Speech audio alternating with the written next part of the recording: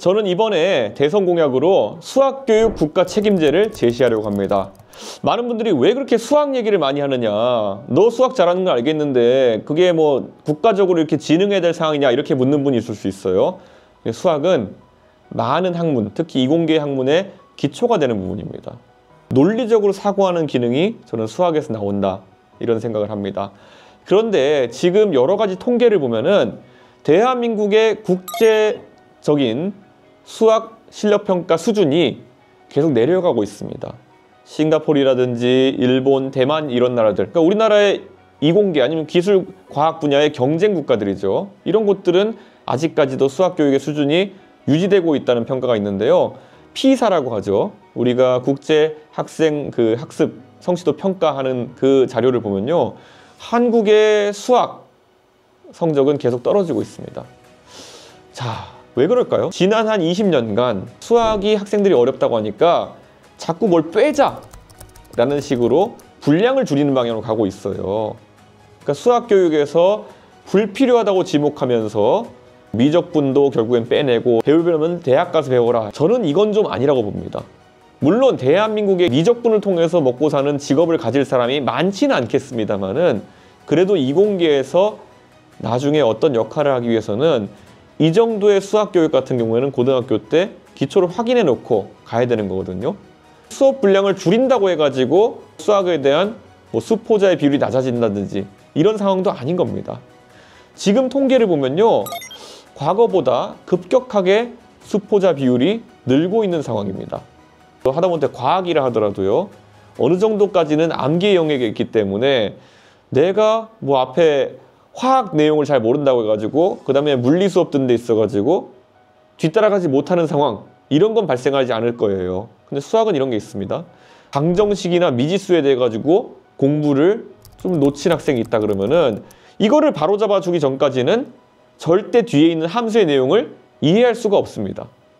그럼 함수에 있는 내용 뒤에 모르면은 그 다음에 나오는 미적분 이런 건 당연히 알 수가 없겠죠. 그러니까 한 번 뒤처지거나 한 번 여기서 삐끗한 학생 같은 경우에는 정상 궤도로 끌어올려 줄 만한 다른 외부적인 힘이 없으면은 그냥 포기하게 되는 겁니다. 이게 그런데 실제로 수학 교육 현장에서 많이 일어나고 있는 것이고요.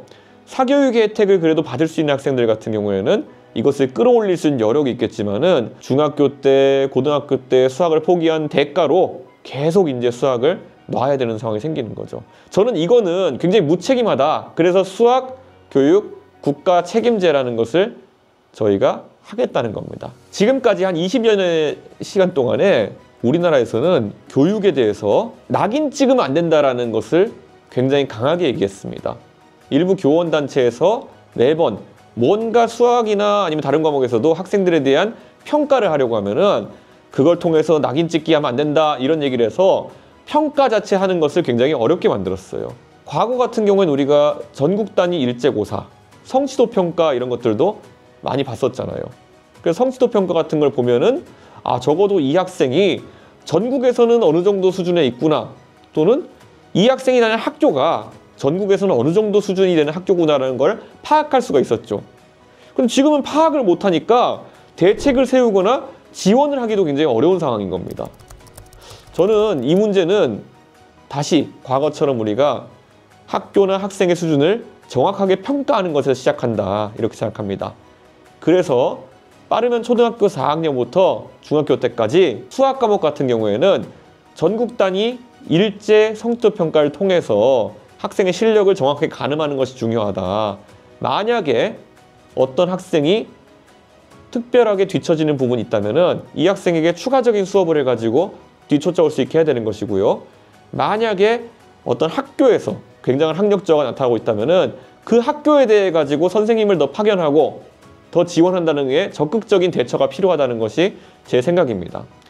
이런 공교육 강화책 같은 경우에는요, 미국에서도 과거에 NCLB라고 하는 No Child Left Behind라고 하는 낙오방지법에 해당하는 법이라든지, 아니면은 ESSA, 모든 학생 성공법이라고 해가지고 학생들이 일정한 성취도 평가를 내도록 계속 지원하는 방법들을 고민했던 적이 있거든요.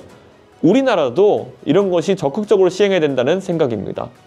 교원단체들이 이야기하는 낙인 효과, 이거는요, 저는 굉장히 무책임한 행동이라 보는 게요. 학생이 만약에 수학 실력이 부족해가지고 고등학교 3학년을 졸업할 때 수포자 상태로 졸업한다.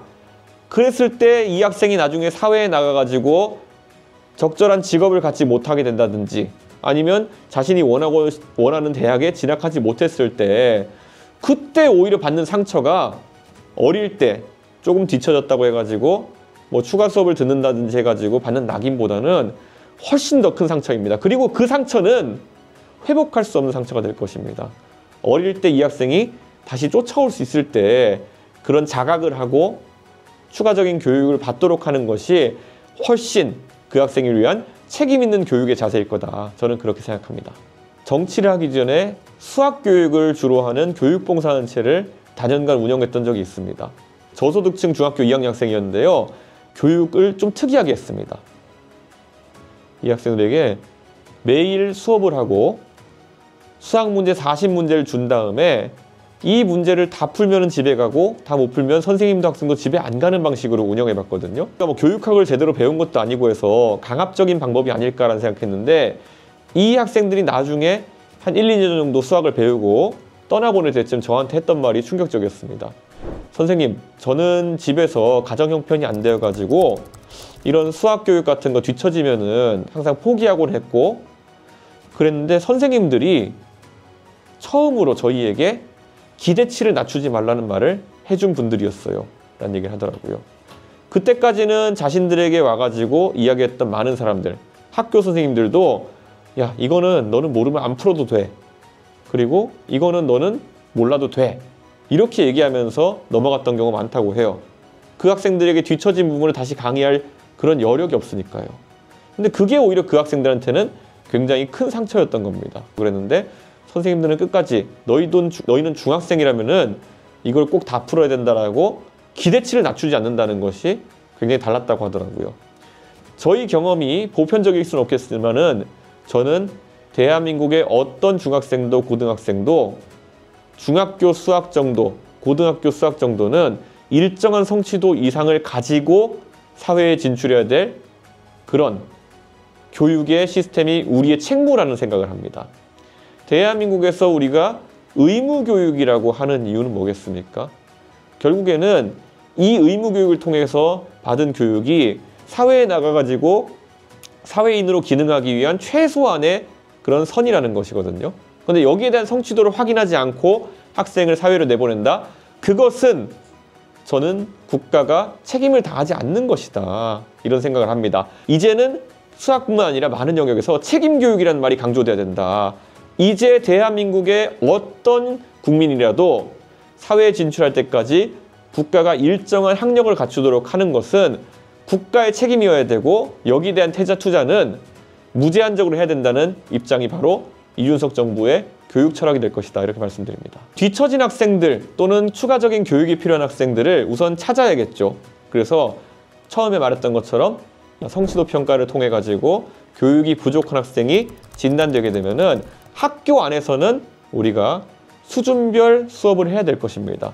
이 수준별 수업 없이 만약에 하나의 교실에서 20여 명 되는 학생들에게 하나의 진도로 아니면 하나의 문제를 통해 가지고 아이들을 가르치려 한다면 이것은 너무 많은 부담과 책임을 교사에게 떠넘기는 것입니다.